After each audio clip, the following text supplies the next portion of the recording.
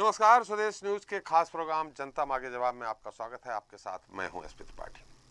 जम्मू कश्मीर में वोट डालने को लेकर एक बड़ा फैसला लिया गया है। इस बदले हुए फैसले से अब यहां गैर स्थानीय लोग भी मतदान कर सकेंगे। राज्य में लगभग 8 साल बाद होने जा रहे विधानसभा चुनाव के पहले इस फैसले से एक बार फिर राजनीतिक सरगर्मियां तेज हो गई हैं।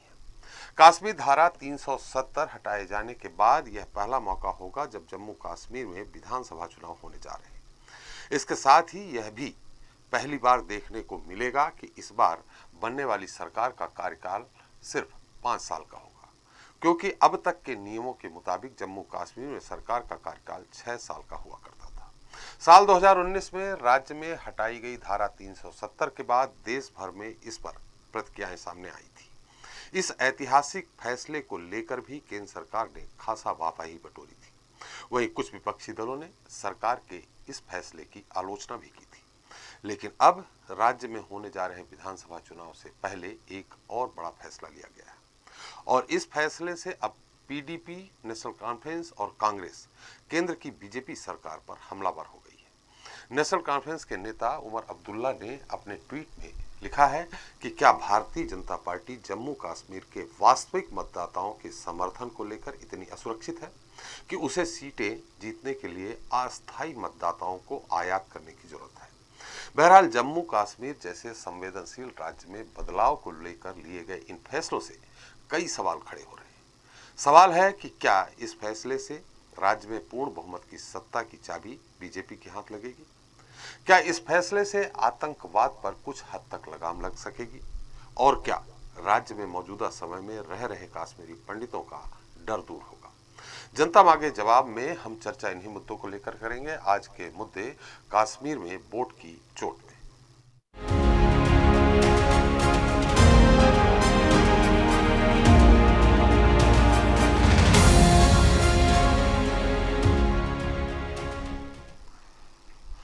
तो बदले नियमों के अनुसार जम्मू कश्मीर के विधानसभा चुनाव में अर्धसैनिक बल के जवान, सरकारी कर्मचारी और मजदूरों के अलावा गैर स्थानीय लोग भी मतदान कर सकते हैं।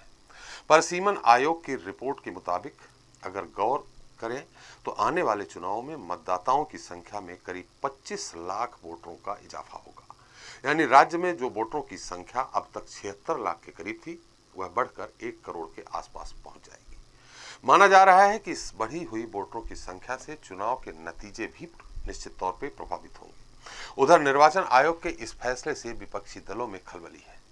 पीडीपी के अध्यक्ष महबूबा मुफ्ती ने केंद्र की मोदी सरकार पर निशाना साधते हुए कहा है कि क्या जम्मू कश्मीर बीजेपी के लिए प्रयोगशाला बन गया है? वहीं गैर स्थानीय मतदाताओं के मुद्दे पर नेशनल कॉन्फ्रेंस के अध्यक्ष फारूक अब्दुल्ला ने भी 22 अगस्त को सर्वदलीय बैठक बुलाई है। इस बैठक में मतदाताओं के मुद्दे को लेकर सभी दलों के नेताओं से चर्चा होगी।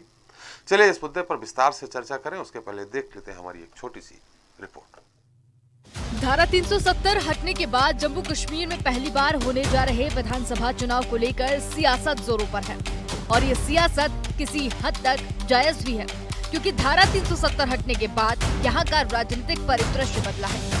भले ही आतंकी घटनाओं पर लगाम नहीं लगी है, लेकिन राज्य के लोग और देश भर में एक संदेश जरूर गया है कि घाटी अब शांत है। अब बात करते हैं मुद्दे की। राज्य की बाहरी लोगों को मतदान का अधिकार देने से नेशनल कॉन्फ्रेंस की पीडीपी भड़की हुई है, क्योंकि इन दोनों ही पार्टियों का राज्य में पक्का वोट बैंक है और इस वोट बैंक में सेंध लगाने का कार्य करेंगे बाहरी मतदाता।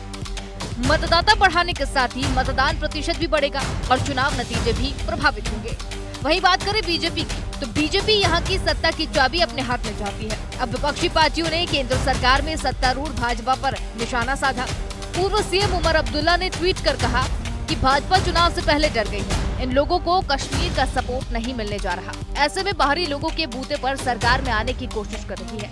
वहीं पूर्व सीएम महबूबा मुफ्ती ने अपने ट्वीट में लिखा कि पहले कश्मीर में चुनाव स्थगित करवाना और अब बाहरी लोगों को वोट लिस्ट में शामिल करने के पीछे क्या मंशा है। पीडीपी अध्यक्ष ने कहा कि जम्मू कश्मीर भारत के लिए प्रयोगशाला बन चुका है।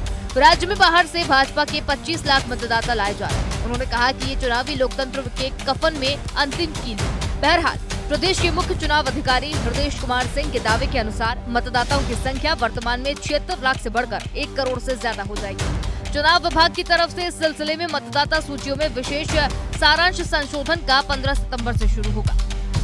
जम्मू कश्मीर में चुनाव आयोग ने जो परिसीमन जारी किया है उसके मुताबिक 7 सीटों को बढ़ाया गया है। यानी पहले जो सीटों की संख्या 83 हुआ करती थी वो बढ़कर 90 हो गई है। बढ़ाई गई सीटों में जम्मू की 6 जबकि कश्मीर की 1। कुल 90 सीटों की अगर बात करें तो उसमें कश्मीर की 47, जम्मू की 43 सीटें हैं। इनमें से 2 सीटें कश्मीरी पंडितों के लिए रिजर्व भी रखी गई है। वहीं पहली बार एससी कोटे के लिए 9 सीटों को रिजर्व रखा गया है। यानी राजनीतिक, धार्मिक और वर्गों के आधार पर जम्मू कश्मीर में होने वाला विधानसभा चुनाव काफी दिलचस्प होगा। इसके साथ ही ये भी देखना होगा कि चुनाव के बाद सरकारों का घाटी में शांति की स्थापना का सपना कहां तक पूरा होगा। ब्यूरो रिपोर्ट, स्वदेश न्यूज। तो कश्मीर में बोर्ड की चोट, जनता मांगे जवाब में इस मुद्दे पर चर्चा करने के हमारे साथ जुड़ रहे हैं दिल्ली से बीजेपी प्रवक्ता वीरेंद्र बब्बर जी हैं। बब्बर जी, आपका बहुत बहुत स्वागत है। उत्तर प्रदेश से कांग्रेस प्रवक्ता अभिमन्यु त्यागी जी हैं। त्यागी जी, आपका भी स्वागत है। कश्मीर मामलों के जानकार दिल्ली से हमारे साथ जुड़ रहे हैं काशी आखून जी। आखून साहब, आपका भी स्वागत है। जम्मू कश्मीर से राजनीतिक विश्लेषण निगम गुप्ता जी हैं और स्टूडियो में हमारे साथ मौजूद हैं वरिष्ठ पत्रकार रमेश शर्मा जी। आप दोनों लोगों का भी हमारे इस खास प्रोग्राम में बहुत बहुत स्वागत है। बब्बर जी, मैं आपके पास आ रहा हूं, लेकिन पहले अभिमन्यु त्यागी जी क्या कहते हैं विपक्ष से, मैं उनसे बात कर लेता हूं। त्यागी जी, जो अब चुनाव आयोग ने जो फैसला किया है कि बाहरी लोग, मजदूर, अप्रवासी या जो वहां अर्धसैनिक बल हैं जो वहां ड्यूटी कर रहे हैं, जो कश्मीर के स्थायी निवासी नहीं हैं, जो सेना में हैं, वो सब अब वोट डाल सकेंगे। इस फैसले को विपक्ष किस रूप में लेता है? तो सबसे पहले आपको और पैनल में मौजूद सभी लोगों को नमस्कार, जय हिंद जी। देखिए, भारतीय जनता पार्टी हमेशा चुनाव के समय साजिश रचती है, षड्यंत्र रचती है। सब लोगों को पता किस तरह से वर्गों का विभाजन हो, किस तरह से बंटवारा हो, ये अच्छी तरह से जानती है जी। जहाँ तक नए वोटर जो कि जम्मू कश्मीर के नागरिक भी नहीं है, जोड़ने की बात है जी। अब वो जरूरी छोड़ना हो भारतीय जनता पार्टी को वोट दें। एक सबसे त्यागी साहब, थोड़ा सा हम यहाँ आपको टोकेंगे, आपको रोक रहे हैं। आपने कहा भारतीय जनता पार्टी चुनाव के पहले इस तरह के फैसले लेती है। ये तो चुनाव आयोग का फैसला है और चुनाव आयोग किसी के अधीन नहीं है, इंडिपेंडेंट है। जी, मैं अपनी बात थोड़ी पूरी कर लूं। लेकिन कहीं ना कहीं सरकार भी यहाँ जिम्मेदार रहती है, वहाँ जो काम कर रहे हैं लोग। मैं बात कहना चाह रहा था, जो कश्मीरी पंडित हैं उनकी वोट कितनी बढ़ रही है, उनमें से कितने लोगों को ये वोट डलवा पाएंगे, इस बारे में भी चुनाव आयोग थोड़ा बताए तो हम लोगों को थोड़ी जानकारी बढ़ जाएगी। लंबे समय से ये कश्मीरी पंडित के नाम से राजनीति करते आ रहे हैं, लंबे समय से कश्मीरी पंडितों के नाम पे ये सरकार बनाते आ रहे हैं। अलग अलग राज्यों में जहाँ भी चुनाव होते हैं कश्मीरी पंडितों के मुद्दे पर ये चुनाव लड़ते आ रहे हैं। लेकिन जब जम्मू कश्मीर का अब चुनाव आ चुका है तो नए वोटर की बात जरूर हो रही है, लेकिन जो असली जो कश्मीर के बासिंदे हैं, जो कश्मीर के रहने वाले जो कश्मीरी पंडित हैं, उनके बारे में ये क्यों नहीं बोल पा रही है भारतीय जनता पार्टी? और यहाँ तक कि चुनाव आयोग भी क्यों नहीं बोल पा रहा है कि उनकी वोट कैसे डलेगी, वो लोग कैसे आके अपनी वोट डालेंगे और उनकी वोट परसेंट कैसे बढ़ेगी? ये नए नए लोगों की जो बात कर रहे हैं ये सिर्फ इस समय भटका रहे हैं। भारतीय जनता पार्टी का वहाँ नामो निशान मिटने जा रहा है। जम्मू कश्मीर में भारतीय जनता पार्टी का खाता भी निकले। आप कह रहे हैं कि जो कश्मीरी पंडित हैं जो राज्य से बाहर चले गए हैं उनके वोट कैसे डलवाएंगे, यही आप सवाल कर रहे हैं ना? हम ये बात कह रहे हैं कि उनकी वोट जो नए मतदाता है कश्मीरी पंडितों में जो बच्चे हैं, उनकी वोट क्या वो जम्मू कश्मीर में डलवाएंगे और जिन राज्यों में रह रहे हैं वहां उनकी वोट बनी होगी। इस बारे में भी चुनाव आयोग थोड़ा जानकारी देगा तो वो जानकारी हम सब लोगों को मिल जाएगी। चलिए, बब्बर साहब है। बब्बर साहब, चुनाव के ठीक पहले भारतीय जनता पार्टी इस तरह के हथकंडे अपनाती है। अब सवाल हमारा यह है, ये तो मेरी आवाज आ रही है बब्बर साहब? जी। त्यागी जी का जो तर्क है उसको आपने सुन लिया होगा कि मैं दोहराऊं? नहीं, मैं सुन लिया जी।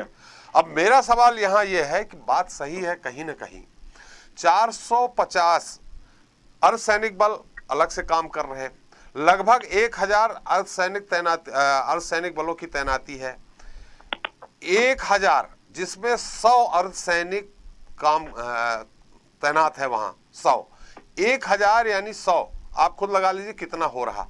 इतने मतदाता अगर वोट डालते हैं तो ये किसी को भी प्रभावित कर सकते हैं। ठीक है, मजदूर जो वहां रह रहे हैं उनका मैं मान सकता हूं, जो वहां स्थायी तौर पे सरकारी कर्मचारी हैं उनकी भी मान सकता हूं, लेकिन सेना के लोग, ये सेना के लोगों को मैंने इसमें काउंट नहीं किया है, जो 1 लाख मतदाताओं की मैंने बात की है, जो कश्मीर की सुरक्षा के लिए अपनी जान जोखिम में डालकर वहां तैनात है, मैं उनकी बात कर रहा हूं।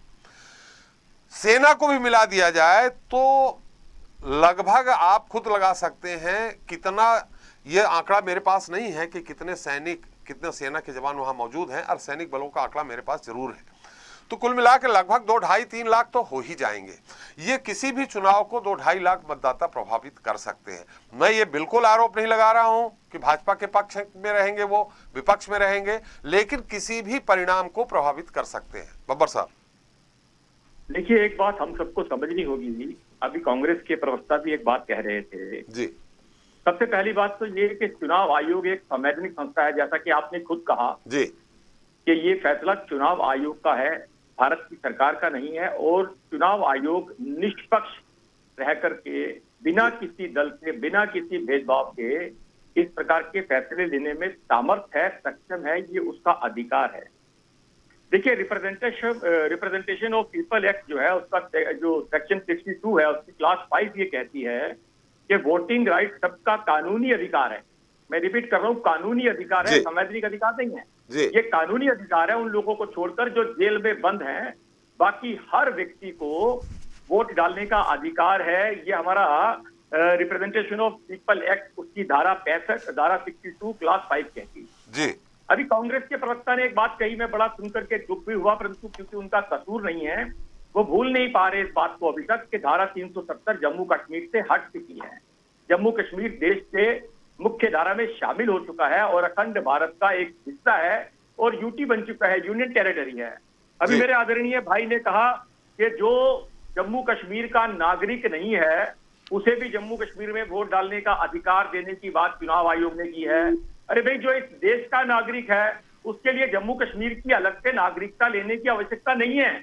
वो समय खत्म हो गया जब एक देश में 2 विधान, 2 निशान, 2 संविधान चला करते थे।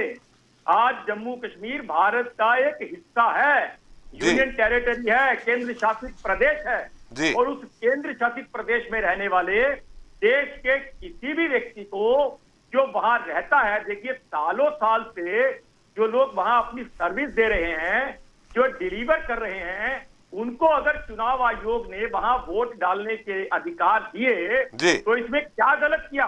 सालों साल से हमारे आर्मी के जवान, हमारे अर्धशासक बल जो वहां सेवाएं दे रहे हैं, अपनी जान जोखिम में डालकर जम्मू कश्मीर के निवासियों की सुरक्षा कर रहे हैं, जम्मू कश्मीर की सुरक्षा कर रहे हैं। जो दुश्मन देश हैं उनकी नीतियों को, जो देश के खिलाफ वो षड्यंत्र रचते रहते हैं, उनको विफल कर रहे हैं। अगर उनको कानूनन चुनाव आयोग के द्वारा वोट डालने का अधिकार मिल रहा है तो आपको उसको भी परेशानी है। और देखिए किस प्रकार से मैं हैरान हूं, विपक्ष के बयान देखिए। एक मैडम कह रही हैं कि ये लोकतंत्र के ताबूत पे आखिरी कील होगी। पहले कहती थी वही मैडम कि अगर जम्मू कश्मीर को धारा 370 हटाया गया तो यहां तिरंगा पकड़ने के लिए कंधा नहीं मिलेगा, और आज हर कंधे पर तिरंगा दिख रहा है। लोकतंत्र की यही सबसे बड़ी खूबसूरती है, राजतंत्र नहीं है, ये लोकतंत्र है। देश के प्रत्येक व्यक्ति को एक सा अधिकार और वोट डालना, मैंने जैसा कि पहले कहा, क्या कानूनी अधिकार है। मैं कानून आयोग के, चुनाव आयोग के फैसले का स्वागत करता हूं, आभार करता हूं कि बब्बर साहब, यहाँ एक सवाल खड़ा हो रहा है। बब्बर साहब, मेरी आवाज आ रही है आपको? जी जी बिल्कुल सुन रहा हूं, बताइए। आपने कहा बिल्कुल कानूनी अधिकार है, ये कब कहा हमने और उन्होंने कि कानूनी अधिकार नहीं है? कांग्रेस वक्ता मन्यू जी ने। उनको अधिकार है। देखिए, डाक मत पत्र भी होते हैं, दूसरे राज्यों में चुनाव होते रहा। एक बात, जम्मू कश्मीर की सरकार में, सरकार बनाने में योगदान देने वाला उत्तर प्रदेश, मध्य प्रदेश या अन्य राज्यों का व्यक्ति कैसे शामिल हो सकता है जम्मू कश्मीर की सरकार बनाने में? मैं आपको इसके जवाब में बड़े स्पष्ट रूप से कहना चाहता हूं। आज अगर आप देश की राजधानी दिल्ली को देख लें तो ऐसा कौन सा राज्य है इस देश में जिसके निवासी आकर के दिल्ली में नहीं रहते और दिल्ली में वोट नहीं डालते और दिल्ली में उनके वोट नहीं है? ये कौन सी बात कही है आपने कि जम्मू कश्मीर के अंदर रह करके पूर्वांचल का, उत्तरांचल का, यूपी का, बिहार का आदमी अगर वहां अपनी सेवाएं दे रहा है, वहां वो नौकरी कर रहा है, या सेना और अर्धसैनिक बलों के जवान जो सालों साल से वहां बैठे हैं वही रहते हैं? अरे ये तो साहब इंटरनेशनल कानून है कि जो जहां जन्म लेता है वो वहां का नागरिक बन जाता है। और हमारे कितने सैनिक बलों के बच्चे वहां पैदा हो गए जिनको वहां की नागरिकता नहीं मिल रही थी। ये तो एक वोट डालने के अधिकार में काहे की दिक्कत आ रही है? बब्बर साहब, थोड़ा सा आप, फैसला- बब्बर साहब, यहाँ कहीं चूक हो रही है आपकी। वहां जो सेना के और सैनिक बलों की तैनाती होती है, आपको मालूम होगा कितने साल के लिए होती है कश्मीर में, आपको मालूम होगा। नहीं, मैंने केवल अर्धसैनिक बलों की बात थोड़ी की, मैंने वहां के जो मजदूर हैं, हम जो वहां मजदूरों की सरकारी बात, मैंने कर्मचारी मजदूरों हैं, की बात ही नहीं की। तो- मैंने तो शुरू में अगर- कह दिया था कि वहां के नहीं, तो- सरकारी कर्मचारी जो बाहर के हैं, मजदूर हैं, या अन्य लोग जो वहां व्यवसायी भी होंगे छोटे मोटे, उनकी बात मैंने नहीं की। तो मैंने ये बात आप- की मैं- है। आप- मैं सर मैं माफी चाहता हूं, विद ड्यू रिस्पेक्ट, मैं आपकी बातों का जवाब थोड़ी दे रहा हूं। मेरा तो ये कहना है कि अगर मान लीजिए इतने लोगों के साथ जो सेना के जवान वहां हैं उनको अधिकार मिल गया तो क्या दिक्कत हो गई? क्या इसलिए कि इस समय देश के अंदर भारतीय जनता पार्टी की सरकार है? अगर कांग्रेस की समय में भी ये फैसला आया होता या किसी और सरकार के समय में भी फैसला आया होता तो हम तब भी इस फैसले का स्वागत करते। अर्धसैनिक बलों और जो सेना के जवान हैं वो किस राज्य के वहां पदस्थ होते होंगे, ये आप भी जानते हैं। बब्बर साहब, मेरी आवाज आ रही? थोड़ा सा डिस्कनेक्ट हो रहा है, एक बार प्लीज दोबारा बोलेंगे तो अच्छा होगा सर। आप ये जानते हैं जब राज्यों की सरकार बनती है किसी भी राज्य की, तो उस राज्य का जो मतदाता होता है, निवासी होता है, वो योगदान देता है। अब अर्धसैनिक बल और सेना की जो जवान है, अर्धसैनिक बल के जो जवान हैं जो तैनात हैं और सेना के जो हैं, वो 3 साल मैक्सिमम 5 साल की पोस्टिंग उनकी होती है। वो दूसरे राज्य के ही ज्यादातर हैं, 99% दूसरे राज्यों के होंगे कश्मीर में और जम्मू में। अब आप कह रहे हैं कि उनको अधिकार मिले, हम इस पे नहीं कह रहे। अगर केंद्र की सरकार बन रही है तो मिले, लेकिन जब राज्य की सरकार बन रही है तो हिमाचल प्रदेश, पंजाब, मध्य प्रदेश, राजस्थान, तमिलनाडु, यहाँ के लोग जम्मू कश्मीर की सरकार बनाएंगे क्या? सर यही तो इस लोकतंत्र की सबसे बड़ी खूबसूरती है, अनेकता में एकता देश की विशेषता जी। और अगर जम्मू कश्मीर में बाहर से दूसरी जगह से आकर के लोग बैठे हैं साहब, जी। और अगर उन्होंने वहां पर अपना वोट बनवाया है, चुनाव आयोग ने अगर उनको अधिकार दिया है, साहब एक बात तो आदमी समझिए, सरकारी कर्मचारी जो होता है एक समय के बाद रिटायर भी होता है, जी। जिसने अपने जीवन भर की सेवाएं जम्मू कश्मीर को दे दी, वहां उसके व्यक्तिगत संबंध बन गए, लोगों से पारिवारिक संबंध बन गए, सुख दुख के संबंध बन गए, उसका दिल ही नहीं करता वहां से जम्मू कश्मीर छोड़ के जाने के लिए। जम्मू कश्मीर को पृथ्वी का स्वर्ग क्यों कहा जाता है? जी। तो जो लोग जम्मू कश्मीर में अपनी सेवाएं दे रहे हैं, जरूरी थोड़ी है कि बाद में वापिस ही चले जाएंगे। जम्मू कश्मीर का सौहार्दपूर्ण वातावरण, पृथ्वी का स्वर्ग जम्मू कश्मीर आज है। हर व्यक्ति चाहता है कि मैं जम्मू कश्मीर जाकर के रहूं, और अगर उनके वोट वहां बन रहे हैं तो परेशानी क्या है? मुझे तो आप बता दीजिए कि ये परेशानी है। हो सकता है मैं कहीं अगर रॉन्ग हूं तो आप राइट कर दीजिए उसे, मैं इनकरेक्ट हूं तो आप करेक्ट कर दीजिए। देखिए बब्बर साहब, मैंने ऐसा कुछ नहीं कहा मुझे परेशानी विपक्ष के, पीडीपी हो, उमर जी की पार्टी हो या कांग्रेस हो, वो कह रहे हैं कि मुझे परेशानी। ये वही लोग हैं ना साहब, ये वही लोग हैं जो कहते थे कि तिरंगा लेने के लिए कंधा नहीं दिखेगा। ये वही लोग हैं ना जी, जिनकी पीड़ा को तो आप समझ सकते हैं, जिन्होंने जम्मू कश्मीर का शोषण किया लगातार सालों साल तक, विशेष जो उनको राज्य का दर्जा मिला हुआ था। आज अगर देश जम्मू कश्मीर के नागरिक, मेरे जम्मू कश्मीर के बहन भाई, जम्मू कश्मीर में कोई हिंदू मुसलमान थोड़ी है, जम्मू कश्मीर के जितने भी वासी हैं वो सब इस देश के निवासी हैं। वहां खुशहाली आ रही है, टूरिस्ट जा रहा है। देखिए किस प्रकार से आपने देखा अभी ये 15 अगस्त का दिन, पूरा लाल चौक, पूरा डल झील। और क्या ये जो प्रवासी वहां हैं ये केवल टारगेट किलिंग के लिए रह गए हैं? अभी देखिए आज एक आतंकवादी संगठन ने घोषणा की है कि जम्मू कश्मीर के अंदर जितने भी प्रवासी हैं हम उनको जीना नहीं देंगे, हम उनको जान से मार देंगे, चाहे वो भिखारी ही क्यों ना हो। आप समझिए इसके पीछे कौन सी ताकतें काम कर रही हैं? क्या देश के अंदर रहने वाला जम्मू कश्मीर का कोई निवासी इस प्रकार की बातें कर सकता है? चलिए, तो आज इनको दिक्कत क्या हो रही है? वो तो टारगेट किलिंग आप जान रहे हैं किनको बनाया जा रहा आतंकवादियों के द्वारा। हमारे काशी आखून जी हैं। आखून साहब, आप इस मामले के अच्छे खासे जानकार हैं, दिल्ली से हैं आप। ये जो फैसला लिया गया है ये तो खैर चुनाव आयोग ने लिया है, इसमें भाजपा का कोई रोल नहीं है, स्वतंत्र संस्था है वो।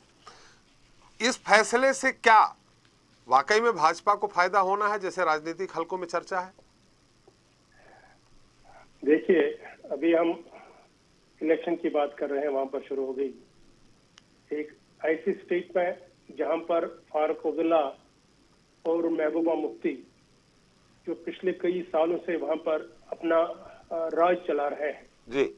आपको ये भी सुनना पड़ेगा कि फारूक अब्दुल्ला अगर पार्लियामेंट में है वो कितने परसेंटेज वोटों से यहाँ पर पार्लियामेंट मेंबर बना हुआ है, ये भी हमको देखना पड़ेगा। और जो लोग वहां पर सेवाएं देते हैं जो लोगों के घरों में वहां पर काम कर रहे हैं, जो वहां पर लोग फैक्ट्रियों में काम कर रहे हैं, जो वहां पर लोग उनके खेतों में काम कर रहे हैं, काम करने के लिए ये तो है, या दुकानदारी करते हैं, या उनको एजुकेशन देते हैं, या हॉस्टल में काम करते हैं, या बाकी जितने भी सरकारी दफ्तर हैं वहां पर काम कर रहे हैं। सेवा देने के लिए अगर ये लोग हैं, तो अगर इनको वोटिंग राइट दिया जाए तो इसमें क्या आपत्ति है उनको? जी, वो दोबारा अपनी मतलब सेवाएं उनसे ले लेंगे और उनका जो फंडामेंटल राइट है, ये फंडामेंटल राइट उनको छीनने की दोबारा कोशिश हो रही है वहां पर।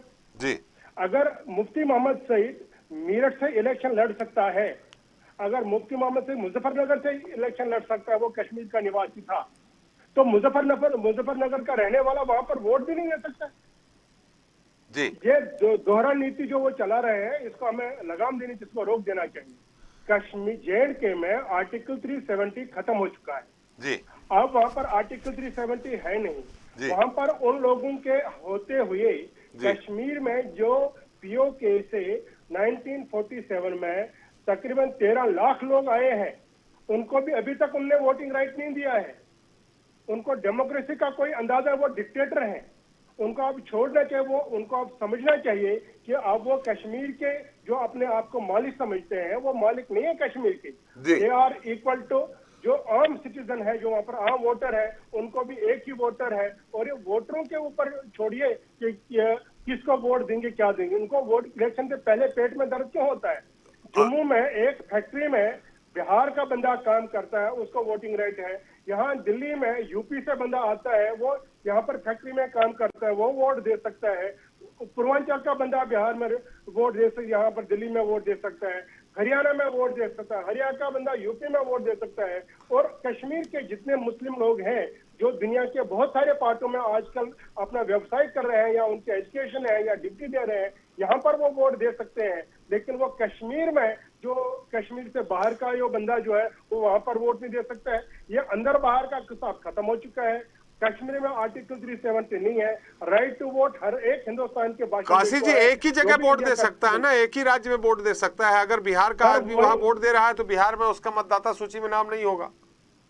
हाँ, तो कौन सी दिक्कत है? जो वहां पर रह रहा है तो वहां पर वोट दे देगा, अपना वोट बनाएगा, जिससे पूछा जाएगा, उससे आधार कार्ड भी लिया जाएगा, उससे तो वोट बनाएगा ना। वो तो आप जो इलेक्शन कमीशन है उस पर छोड़ दो, वो जिसको वोट देना, ये तो कानून की प्रक्रिया है। और ये दिस इज बेसिक राइट, जो हमारे 10 सिविल राइट्स है, उनमें तो एक ये भी है, राइट टू स्पीच है, राइट टू एजुकेशन है, राइट टू फैसिलिटीज है। वो वहां पर एजुकेशन अपने बच्चों को दे सकते हैं, वो आपके गली कूचों में सफाई का काम कर सकते हैं। आपको पता होगा 13 लाख लोग जो POK से आए हुए हैं, पिछले 75 सालों में इसी JNK सरकार ने, इसी फारूक अब्दुल्ला ने उनको राइट टू वोट नहीं दिया है।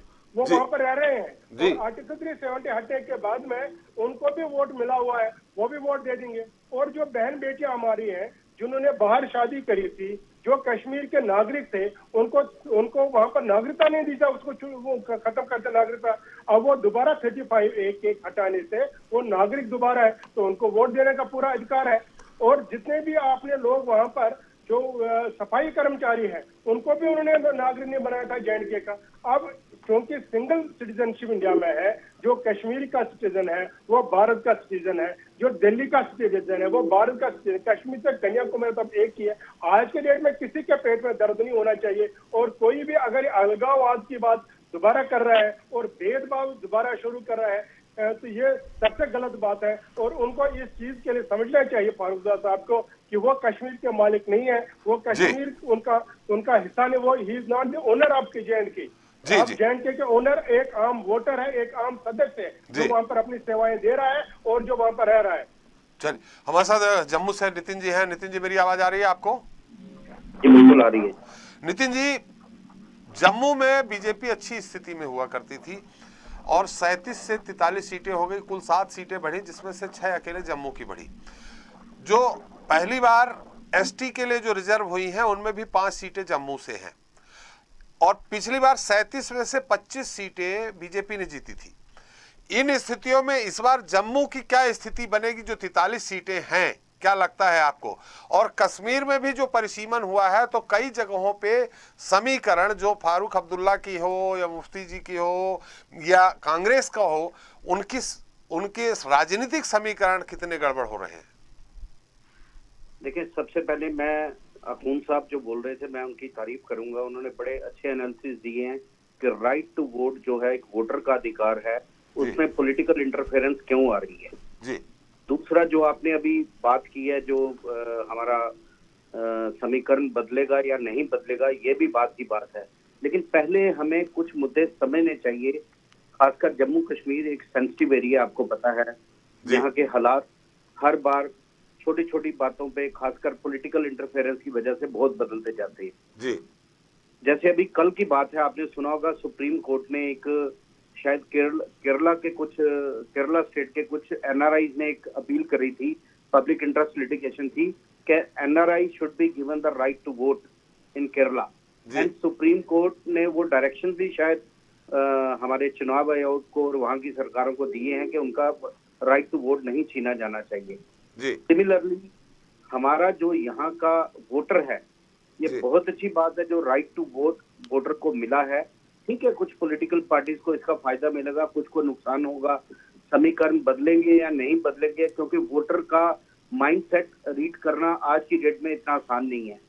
आपने कई अपने एग्जिट पोल देखे हैं, बिल्कुल उल्टे पड़ जाते हैं। कई एग्जिट पोल बिल्कुल सही भी पड़ते हैं, वो तब जबकि वोटर अपना वो बता देता है। क्योंकि आजकल वो भी एक बहुत बड़ी बात है। अगर आप मार्च में देखें, आपको याद होगा कलकत्ता से पश्चिम बंगाल में शायद तृणमूल कांग्रेस या किसी टीएमसी के एक एमएलए ने खुद ही धमकी दे दी थी, जो बीजेपी का कट्टर वोटर है वो वोट देने ना जाए, वरना वो उसके खिलाफ एक्शन ली जा सकती है या मार दिया जाएगा। जी। तो मिलिटेंसी जो है, आज किसी मिलिटेंट ऑर्गेनाइजेशन ने ये जो धमकी दी है, सेम धमकी हमारे एक सिटिंग एमएलए ने दी थी पश्चिम बंगाल में। तो हम किस ओर जा रहे हैं मुझे नहीं पता। हमें इन चीजों पे डिबेट करनी चाहिए, या इस चीज पे करनी चाहिए कि हमारा पॉलिटिक्स का फ्यूचर क्या है। एक पॉलिटिकल पार्टी दूसरी पॉलिटिकल पार्टी को बदनाम करने के लिए यहां तक बोल देती है कि ये बीजेपी का फैसला है। ये चीजें नहीं होनी चाहिए हमारे सिस्टम के अंदर। सिस्टम को हमें निगम साहब मेरा सवाल यहाँ ये है, आप भी जानते हैं जम्मू में वो स्थिति नहीं है, कश्मीर में जो स्थिति है वहाँ के स्थानीय निवासी सेना का विरोध करते हैं, आप भी जानते हैं। और जब वो विरोध करते हैं तो सेना भी उनका विरोध करती है।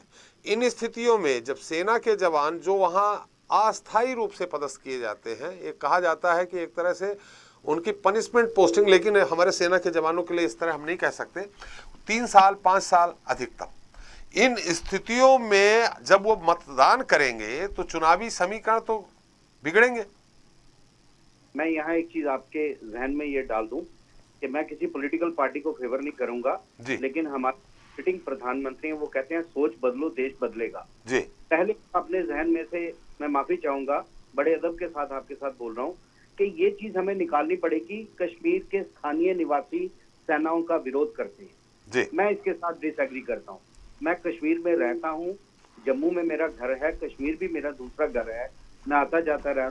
जो लोकल पब्लिक है वो कभी भी आर्मी के अगेंस्ट नहीं जाती, ना आर्मी कभी लोकल पब्लिक को अननेसेसरी तंग करती है। इसके साथ मेरे हिसाब से अखून साहब भी एग्री करेंगे जी। दूसरी बात ये है कि लोगों का माइंडसेट, जैसे मैंने आपको बोला, आपने बड़ा अच्छा प्रश्न उठाया कि लोग क्या चाहते हैं। लोग क्या है, लोग जैसे पॉलिटिकल पार्टी कुछ लोगों को इन्फ्लुएंस कर लेती हैं, उसी तरह हमारी जो जिसे हम बोल सकते हैं सेपरेटिस्ट हैं, वो भी कन्विंस किसी हद तक लोगों को करने में कामयाब हो जाते हैं, खासकर ऐसे फैसलों से जो सीधा पब्लिक में फैसला आता है। फैसले से पहले उसका माहौल बनाया जाना चाहिए। मैं ये समझता हूँ, चाहे इलेक्शन कमीशन ने ये किया, उसका माहौल तैयार नहीं किया। 4 दिन पहले से आज हम डिबेट कर रहे हैं, हम एक प्री डिसीजन डिस्कशन हमें करनी चाहिए, जिसके कारण लोगों में उस चीज का माहौल बने। और दूसरा, आपके सवाल में एक चीज मैंने और आपके सवाल में नोटिस की कि आप कहते हैं कि जम्मू में शायद बीजेपी सेंटर्ड लोगों का नजरिया बीजेपी के साथ साफ है, ऐसा नहीं। परिणाम बताते हैं 37 में से 25 बीजेपी की मिली थी पिछले चुनाव में। तो सर अगर आप 2014 की इलेक्शन देखें तो 77% कश्मीर में वोट लोगों ने डाला था। तो क्या वो लोग इंडियन सिस्टम के साथ थे कि नहीं थे? 77%। अगर आप, मैं ये नहीं बोल रहा हूँ कि 70 सीटें आई, सीटें कभी कम भी आती हैं, कभी ज्यादा भी आती हैं। पंजाब में कांग्रेस की सरकार थी, आज आपकी बन गई है। दिल्ली में बीजेपी ने राज किया, जहाँ कांग्रेस ने इतने साल किया, अब 100% 98% स्वीप मार गई। आप, ये चीजें बदलती रहनी है। ये लोगों को सिर्फ इस चीज पे नहीं बदलना कि ये हिंदू मुस्लिम या कांग्रेस बीजेपी जी, या बिल्कुल।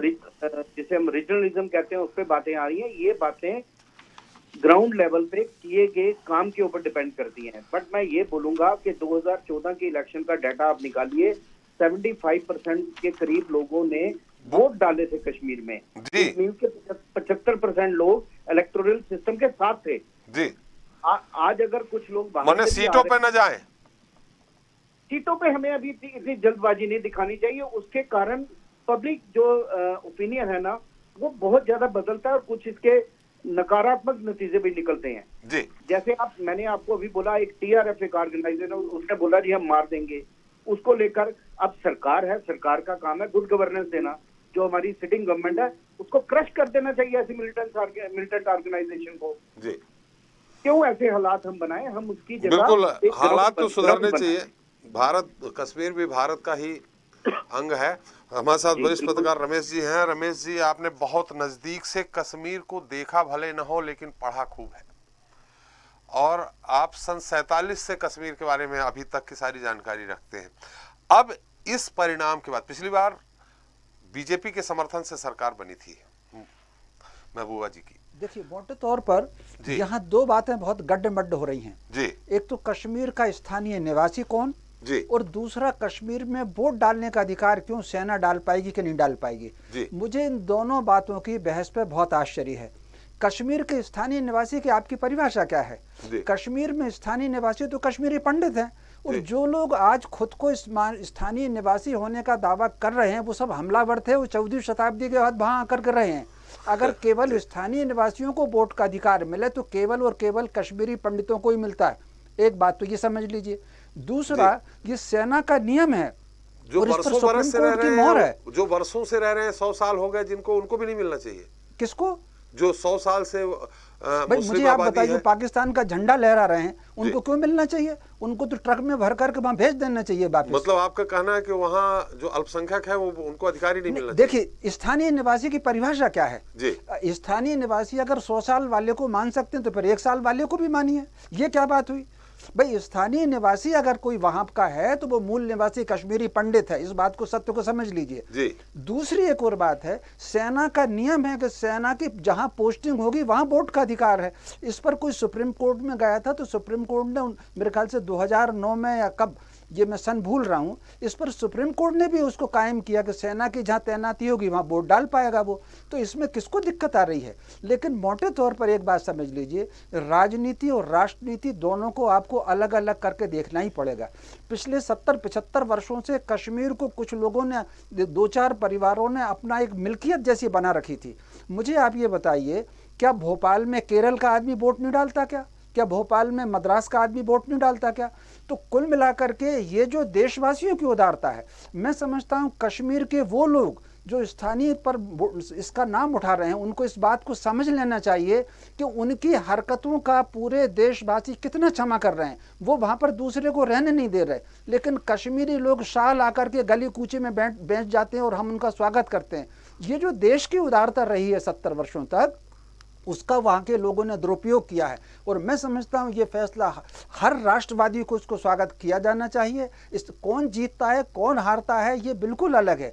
आखिर क्यों कुछ लोगों को लगता है कि अगर ज़्यादा लोग वोट डालेंगे तो उनकी सरकार नहीं बन पाएगी? अरे जिस किसी की भी सरकार बने उसको बनने दो, लेकिन कम से कम कश्मीर भारत राष्ट्र का एक हिस्सा बने। इस अभियान में अगर कोई निर्णय होता है वो फिर ये नियम के विरुद्ध तो है नहीं। सेना का नियम है, सुप्रीम कोर्ट की उस पर मोहर है, उसके बाद अगर कोई बहस कर रहा है तो मुझे तो फिर उस पर बहुत आश्चर्य होता है। सुप्रीम कोर्ट की मोहर है कि सेना का आदमी 3 साल सेना की तैनाती के स्थान पर वोट डालेगा, वो जहां उसकी तैनाती है वह वोट डाल सकता है। चले, और कुछ कहना आपको? नहीं, बस मैंने अपनी सारी बात कह दी।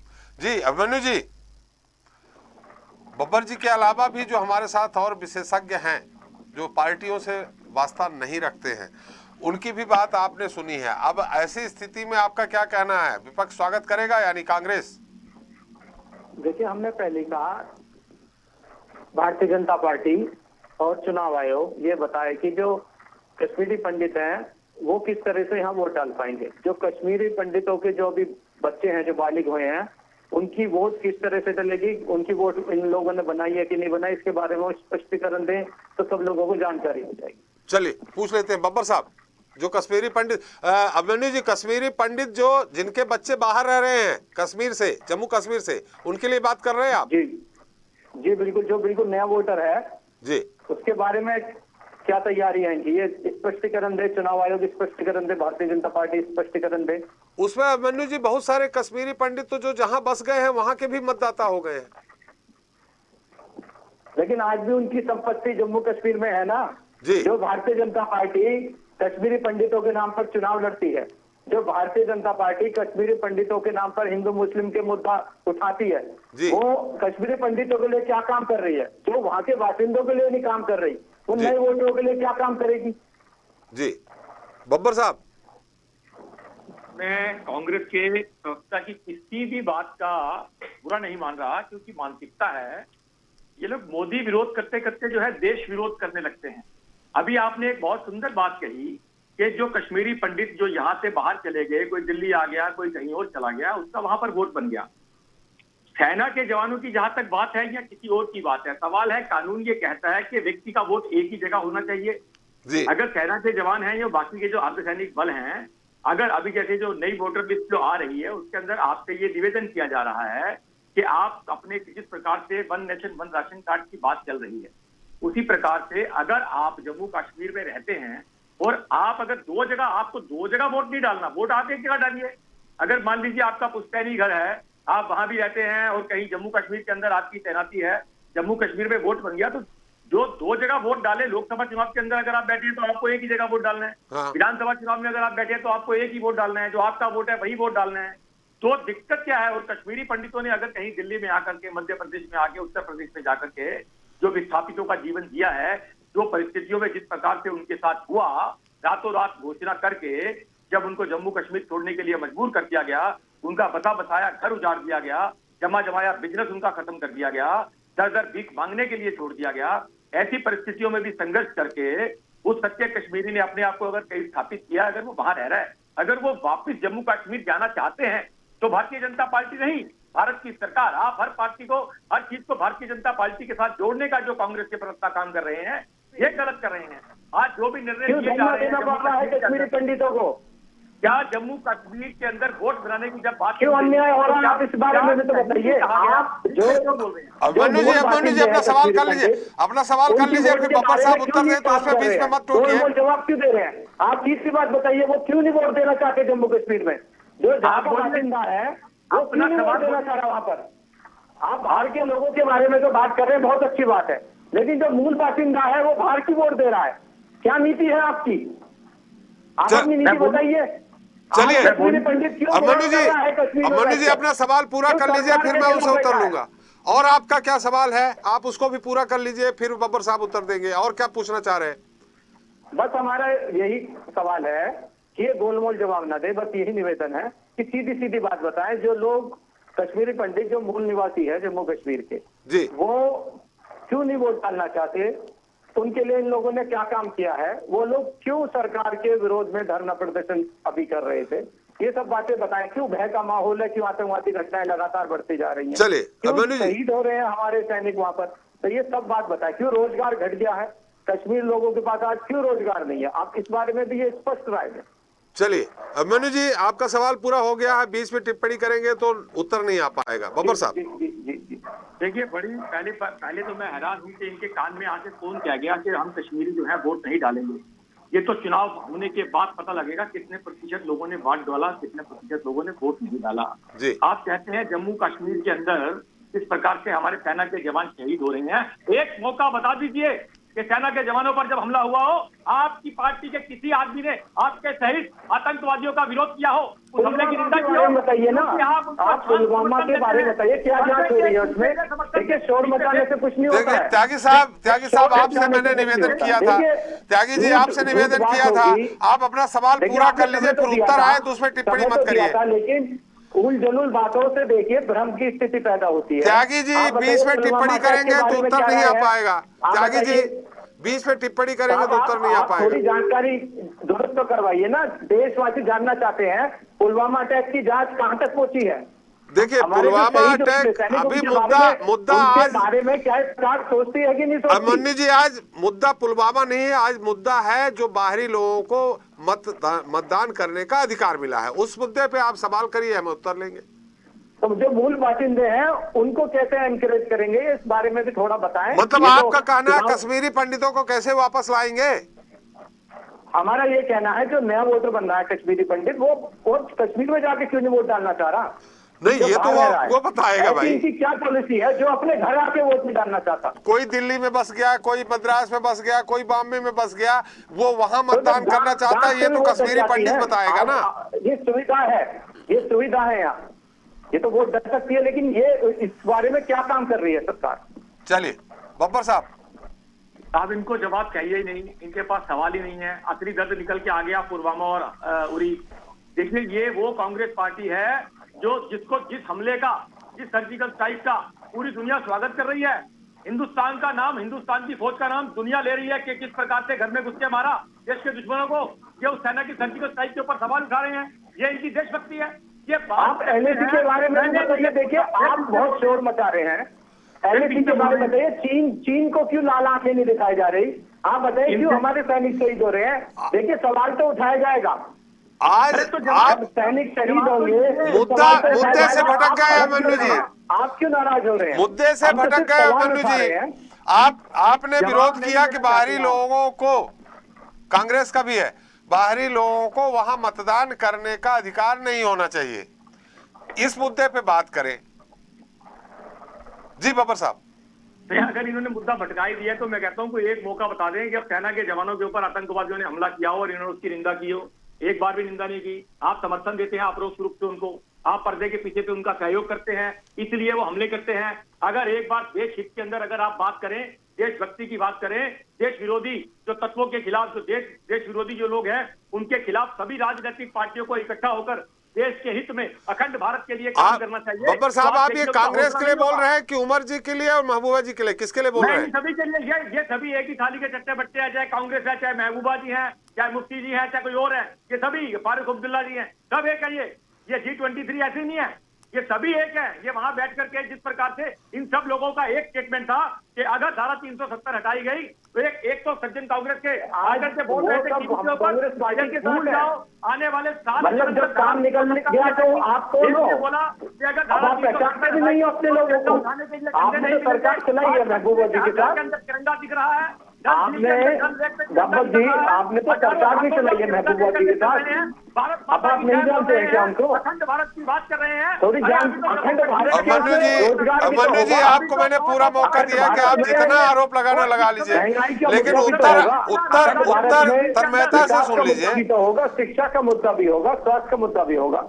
इस अखंड भारत में तो बहुत मुद्दे हैं। अभिमन्यु जी, मैंने कहा आप जितना आरोप लगाना लगा लीजिए, लेकिन जब उत्तर आए तो उसको धैर्यपूर्वक थोड़ा सुन लीजिए। जी बब्बर साहब, संक्षेप में। ये फिर बोलना शुरू कर देंगे जी। कारण क्या है? ये डिबेट में नहीं बैठे, इनके पास कोई सवालों के जवाब नहीं है, जवाबों के सवाल नहीं है। ये डिबेट में नहीं बैठे, सिर्फ बिक्री पकाने के लिए बैठे हैं यहाँ पर, और हम डिबेट में बैठे हैं। हम सब्जी मंडी के अंदर नहीं बैठे हुए कि मेरी सब्जी तेरी सब्जी से सस्ती क्यों। पहले आप शोर मचा लो, हम बाद में बात कर लेंगे। आपके बीच में हम नहीं बोलते, आप हमारे बीच में मत बोलिए। चलिए, यहाँ बब्बर साहब सवाल यही उठ रहा है कि जो कश्मीरी, जैसा रमेश शर्मा जी ने कहा कि वाकई में वहां के जो स्थायी निवासी है वो कश्मीरी पंडित हैं, उनमें से आप भी जानते हैं कितने बचे होंगे, कितने परसेंट बाकी बाहर हैं। उनके वोट भी अगर उनसे क्या भारतीय जनता पार्टी अपील करेगी कि आप लोगों की यहाँ संपत्ति है, आप यहाँ आकर के वोट डालते हैं अगर, तो हम आपकी सुरक्षा व्यवस्था करेंगे, आपकी सरकार है केंद्र में। सर देखिए, ये केंद्र सरकार की जिम्मेदारी बनती है प्रत्येक देश के प्रत्येक निवासी, अपने भारत देश के प्रत्येक निवासी का, चाहे वो कश्मीरी पंडित है या कश्मीर में रहने वाला किसी और धर्म का व्यक्ति हो, सबकी जान माल की सुरक्षा की जिम्मेदारी करना केंद्र सरकार का काम है और केंद्र सरकार उसके लिए लगातार प्रयासरत है। हम निश्चित रूप से निवेदन करेंगे, प्रयास करेंगे, अपील करेंगे उन सभी विस्थापित कश्मीरी भाइयों से, चाहे वो पंडित है चाहे वो पंडित नहीं है, जो कश्मीर से विस्थापित होकर के किसी भी वजह से जम्मू कश्मीर छोड़ करके देश के दूसरे हिस्सों में जाकर के बसे। हम उनसे अपील करेंगे, निश्चित रूप से करेंगे कि वो अपने पुराने घर, क्योंकि देश के अंदर वो कहीं भी रहे, उनका समान अधिकार है। धारा 370 हट चुकी है, अगर वो जाना चाहे। परंतु आप कल्पना कीजिए साहब, जब रात को ये मुनादी हो जाए, रात को ये अनाउंसमेंट कर दिया जाए कि जितने भी नॉन मुस्लिम्स हैं वो अपनी पत्नी, अपनी महिलाओं, अपनी बेटियों को छोड़ करके अपनी जान माल की सलामती के साथ चाहे तो चले जाए, परंतु खाली हाथ अपनी पत्नी को यहाँ छोड़ जाओ, अपनी बेटी को यहाँ छोड़ जाओ, अपने धंधे को यहाँ छोड़ जाओ। कितना मुश्किल होगा उन लोगों को उस दर्दनाक यादों से भूल करके दोबारा वापस लाना। आज के समय तक एक बात तो ध्यान आती नहीं। अरे एक बात तो कांग्रेस के लोग भी अपील कर रहे हैं कश्मीरी पंडितों से, कश्मीरी विस्थापितों से कि जाइए अपने पुराने घर, कांग्रेस भी आपकी वापसी का स्वागत करती है। मैं कहता हूँ चैनल के ऊपर आप ही कर दीजिए, कम से कम कांग्रेस के प्रवक्ता के रूप में आप ही कश्मीरी पंडितों से जाइए, कश्मीर आपका इंतजार कर रहा है अगर आप कश्मीर से हैं तो। चलिए 5,000 कश्मीरी पंडितों को सरकारी नौकरी दी, आप बताइए कितने लोगों को आपने नौकरी दी है? चलिए त्यागी साहब, बब्बर साहब, समझ आया हो रहा है। हम अपने दूसरे अतिथियों के पास नहीं जा पा रहे, हम खून जी के पास चलेंगे और निगम जी के पास चलेंगे, लेकिन रमेश जी कुछ कहना चाह रहे हैं। रमेश जी, मैं ये कहना चाह रहा हूँ, कुछ चीजें आईने की तरफ साफ होती हैं, सरकार उसकी घोषणा कर चुकी होती है और उस पर अगर बहस करने का अर्थ है कि राजनीतिक दलों के प्रवक्ता और उनके कार्यकर्ता पढ़ते नहीं हैं।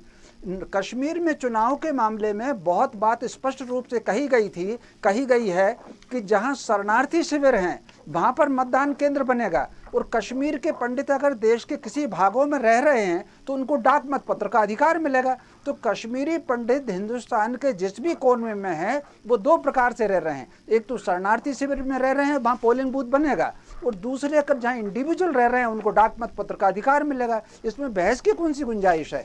और सेना के जवानों का नियम है कि उनकी पोस्टिंग के स्थान पर वो वोट डाल सकते हैं, इसमें काहे की बहस हो गई? जी काशी जी, मेरी आवाज आ रही है आपको? बिल्कुल सर, आ रही है। आप जिस तरह से टारगेट किलिंग पंडितों को या गैर मुसलमानों को बनाया जा रहा है, ऐसी स्थिति में वहां चुनाव क्या शांतिपूर्वक संपन्न हो पाएंगे? उस दौरान तो और ज्यादा इस तरह का टेरर फैलाने का प्रयास किया जाएगा। देखो, अभी हमारे पास ऐसी दुविधा है, हम इस दुविधा में पिछले 32 साल से फंसे हुए हैं। कुछ लोग बोलते हैं कि आप अपने घर चले जाओ जी, हमारे जितने भी घर थे उन घरों को उन्होंने जला दिया है, जितना बाकी बचा था उन पर उन्होंने कब्जा कर लिया है। घर तो रहा नहीं तो जाएंगे कहाँ वहां पर? हम तो 32 साल से बोल रहे हैं कि भाई एक एरिया वहां पर कश्मीरी हिंदू के लिए क्रिएट करो जहां पर वो सारे कश्मीरी हिंदू एक एरिया में रहेंगे, सुरक्षित रहेंगे, और उनको पूरा जेनोसाइड जो हमारा हुआ है उसका आकलन करो, उसको नोट करो, उसको नोटिफाई करो, और ये जो जेनोसाइड विक्टिम्स हैं उनको जो इंटरनेशनल लॉ के तहत जो कोलैबोरेटर्स हैं जिन्होंने जेनोसाइड हमारे ऊपर ढाया है उनको उनकी पहचान करो, उनको सजा दो, उन कातिलों को जेल में रखो, उनको फांसियां दो। लेकिन बदकिस्मती से कांग्रेस गवर्नमेंट ने हमारा सबसे जो हीन हालत है, जो हमारे जो मनमोहन सिंह जी है, उन्होंने JKLF के लीडर को सामने जो आतंकवादी था उनको गांधीवादी के रूप में वहां पर देश को दर्शाया। तो उस ऐसी घटनाओं से कश्मीरी पंडित बहुत ही आहत है और आघात पहुंचा हमको जी। हम जो है अभी 30 साल से हम विस्थापित जीवन बसर कर रहे हैं, उसमें से तकरीबन 60% लोग जो हमारे हैं, 60-70% वो जम्मू में रह रहे हैं और बाकी 30% जो है वो देश के और विदेश में रह रहे हैं। और जहां पर भी हम यहाँ पर रह रहे हैं हमारा पूर्ण रूप से अधिकार है, वो चाहे हम कश्मीर के असेंबली में वोटिंग करें या हम जहां पर रह रहे हैं वहां पर वोटिंग करें। लेकिन जो लोग जम्मू कश्मीर में रह रहे हैं, हमारे 70% पॉपुलेशन, उनका वोटिंग वहीं होता है। और अब दुर्भाग्य ये है कि हमें उन लोगों को चुनना पड़ता है वहां पर अपनी अपनी कॉन्स्टिट्यूएंसी में, जो कश्मीर की कॉन्स्टिट्यूएंसी थी वहां पर उन लोगों को चुनना पड़ता है जो हमारी विस्थापन के जिम्मेदार थे, जिन्होंने हमारे ऊपर विस्थापन किया है। हम कैसे एक ऐसे नेता को चुनेंगे जो नेशनल कॉन्फ्रेंस को लीड करता हो, उनकी पार्टी को? हम ऐसे नेता को कैसे चुनेंगे जो PDP को बिलोंग करता हो? हम कश्मीर के उस नेता को कैसे चुनेंगे जो वहां पर पाकिस्तान का झंडा उठा करके कश्मीरी हिंदुओं को भगाने में उसका काम किया हो? या कांग्रेस का ऐसा कोई नेता कश्मीर का जिसने हिंदुओं के ऊपर इतने जुल्म किए और हिंदुओं को अपने घर छोड़ने पड़े? और यह सारा जो वहां पर सिस्टम चल रहा था गवर्नमेंट का और पुलिस का और नेशनल कॉन्फ्रेंस का, उसके बाद में PDP का जो गवर्नमेंट रही है वो तो एक पॉलिटिकल पार्टी है, जमात इस्लामा की, जो आतंकी पॉलिटिकल पार्टी है। और आज के डेट में जो लोग ये बात कर रहे हैं, मुझे लगता है जिस तरह से हमको इस वोट से वंचित रखने की एक कोशिश करी गई थी, इसी तरह से आज वो लोग जो जहां पर वहां पर रह रहे हैं, जो उनके काशी घरों में जी काम थोड़ा करते सा मैं हैं। यहाँ काशी जी मैं थोड़ा यहाँ बोलना चाहूंगा, जब ये अत्याचार हो रहे थे, विस्थापित किए जा रहे थे, उस दौरान वहाँ राष्ट्रपति शासन था और जगमोहन जी राज्यपाल थे। हाँ सर, वो बात में बिल्कुल सही बात आपकी है। जब ये और अत्याचार बीजेपी शुरू के हो गया, समर्थन से सरकार चल रही थी वीपी सिंह की। बिल्कुल सर, मैं बताऊंगा आपको, पूरा ब्यौरा दे दूंगा। 1986 में पहला ट्रायल वहां पर हो गया। 1986 में जब वह मुफ्ती सईद जो था वो कांग्रेस का प्रेसिडेंट था J&K का, और तब वहां पर 86 में उन्होंने एक पाखंड का रोल निभाया।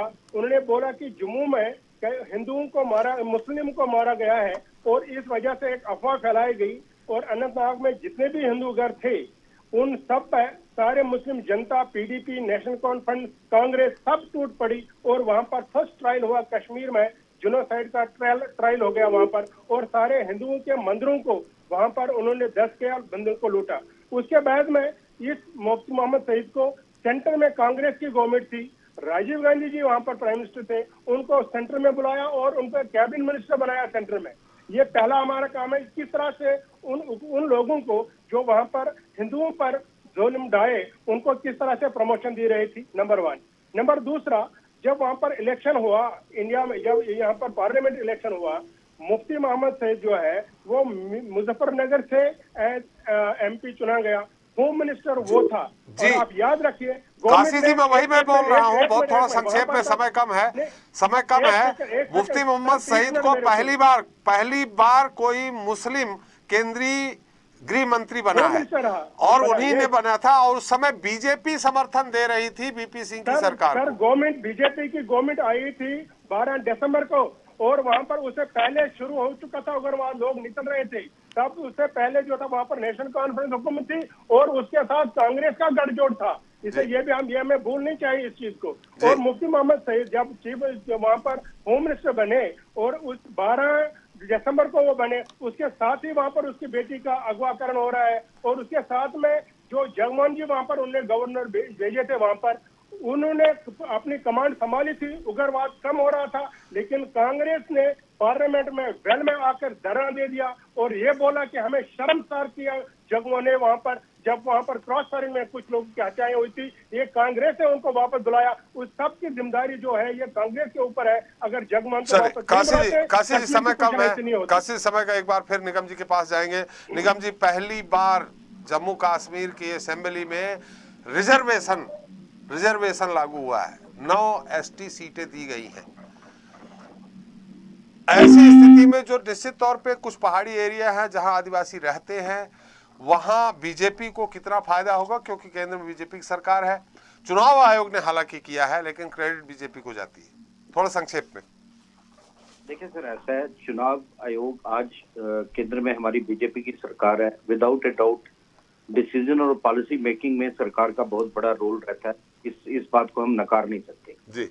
दूसरी बात ये बड़ी इंपॉर्टेंट है कि जो पहाड़ी लोग हैं, खासकर जो पसमानदा इलाकों में रहते हैं, उनको बीजेपी, कांग्रेस या किसी भी पॉलिटिकल पार्टी से कुछ नहीं लेना। उनको अपने हक और अपनी जो राइट्स हैं उनकी इम्प्लीमेंटेशन कैसे हो रही है, उन इलाकों में कैसे तरक्की हो रही है, इस चीज को वो बड़े ध्यान से देखते हैं, और मुझे लगता है कि उसी एंगल से वोट देते हैं। क्योंकि हमारी पॉलिटिकल पार्टीज की हम बात करें, दोनों कांग्रेस और बीजेपी के हमारे यहाँ लोग बैठे हुए हैं, बड़े अच्छे ध्यान से ये सुनेंगे कि आज आप एक महबूबा मुफ्ती या मुफ्ती मोहम्मद सैयद या किसी को, फारूक अब्दुल्ला, उमर अब्दुल्ला को क्रिटिसाइज करेंगे। ये दोनों पार्टीज के लोग आपकी पार्टियों में अच्छे ओहदों पे रहे, आपके कोलिशन पार्टनर्स रहे हुए हैं, इसलिए आप पे ज्यादा यकीन ना करते हुए मैं बड़ी क्लियर बात करूंगा। ग्राउंड के ऊपर जो माहौल है इस समय, वो पॉलिटिकल पार्टीज के फेवर में या अगेंस्ट जाने की बात अभी कोई माइंडसेट नहीं हुआ जम्मू कश्मीर में, क्योंकि हम एक बहुत बड़ी स्टेट थे। आप बात करते हैं, जब जम्मू की बात करते हैं, जम्मू कश्मीर की बात करते हैं, आप सिर्फ कश्मीर की बात करते हैं। अभी मैं सुन रहा था डिबेट में, ये बार बार, मैं किसी पे इल्जाम नहीं लगा रहा हूँ कि कश्मीर का जो स्थायी वोटर है, जो मूल वोटर है, वो कश्मीरी पंडित है। ऐसा तो नहीं हो सकता सर, बाकी लोग भी हैं वहां के वोटर। आप कश्मीरी पंडित को, अभी हो सकता है आपका पॉलिटिकल मुद्दा हो कि आपने टारगेट कश्मीरी पंडित को करना है, आप बाकी को भूल रहे हैं, आप पहाड़ियों को भूल रहे हैं, आप गुजर बकरवाल कम्युनिटी को भूल रहे हैं, हमारे मुस्लिम लोग हैं जो बड़े बीजेपी के सपोर्टर रहे हैं। आप ही ये जो आज आपके अगेंस्ट बोल रहे हैं जी, झंडे वो हाथ जो झंडे उठाएंगे उनको जला दिया जाएगा, ये लोग आपके कोलिशन पार्टनर्स रहे हुए हैं। आप इसलिए ज्यादा मुझे नहीं लगता इस मुद्दे को भड़काना चाहिए। आपका आज का जो प्रोग्राम का मुद्दा था, क्या ये जो वोटिंग राइट मिला है क्या ये सही है, इसमें एक बड़ी सी एक मेरी एक पर्सनल है, आप ये मैं चाहूंगा इस पे आप कभी दोबारा डिबेट कर सकते हैं। एक जो सिटीजन है फॉर एग्जांपल राजस्थान का, उसको क्या पता यहाँ का एमएलए किस काबिल है, किस लायक है या नहीं है, उसको मैं वोट दूं या नहीं दूं। पहली चीज, इस पे अभी डिबेट तब होनी चाहिए जब ये ऑर्डर बिल्कुल पब्लिक डोमेन में आ जाए। ये असेंबली के लिए राइट्स दे जा रहे हैं या लोकसभा के लिए दे जा रहे हैं? क्योंकि असेंबली की बात करूं, जो 11 महीने के लिए स्टेट में आएगा वो डिसीजन करके क्या बाकी लोकल लोगों के मुद्दों को समझ पाएगा कि नहीं, पहले वो वोट दे के चला जाएगा और बाद में हमें झेलना पड़ेगा। ये भी चीज बड़ी डिबेट करने वाली बात है जी। तो दूसरी सबसे इंपॉर्टेंट बात है कि आज हमारी जो पॉलिटिकल पार्टीज हैं, एक वक्त ऐसा था, यही हमारे कश्मीरी पंडित वोटर जो थे, इन्होंने बड़ी रिलीफ महसूस की थी जब गुलाम नबी आजाद ने यहाँ पे as a chief minister take over किया था। बट आने वाले टाइम में अब जो हालात बनने जाएंगे, एक लोकल लीडर वो किस जहन के साथ वो लीडरशिप को आगे लेके जाता है, कि कौन सी पार्टी। आज बीजेपी ने भी यहाँ 2 साल राज किया, पहले पीडीपी के साथ मिलकर किया, बाद में निगम जी थोड़ा समय कम है संक्षेप मैं कंक्लूड करता हूँ। तो वोटर को इतना खुश नहीं है किसी पॉलिटिकल पार्टी। यस, ये मुद्दा जरूर आज वोटर सोच रहा है कि कल मेरा डिसीजन राजस्थान का जहाँ बंगाल का आदमी आके यहाँ ले जाएगा, मुझे उसको फिर 5 साल झेलना पड़ेगा। इसके लिए लोकल वोटर अपना माइंडसेट बनाएगा। बिल्कुल निगम जी चलते चलते रमेश जी कुछ कहना चाहेंगे? समय हमारा समाप्त हो चुका है। लोग उसमें वहाँ पे मतदान करेंगे, एक अच्छी बात है। और मैं समझता हूँ राज्यों के हर दूसरे राज्यों में जो मतदान के नियम है वही नियम कश्मीर में भी लागू होना चाहिए। पहली बार अगर वहाँ पर एक देश और एक कानून लागू हो रहा है, मैं समझता हूँ उस बात का समर्थन किया जाना चाहिए।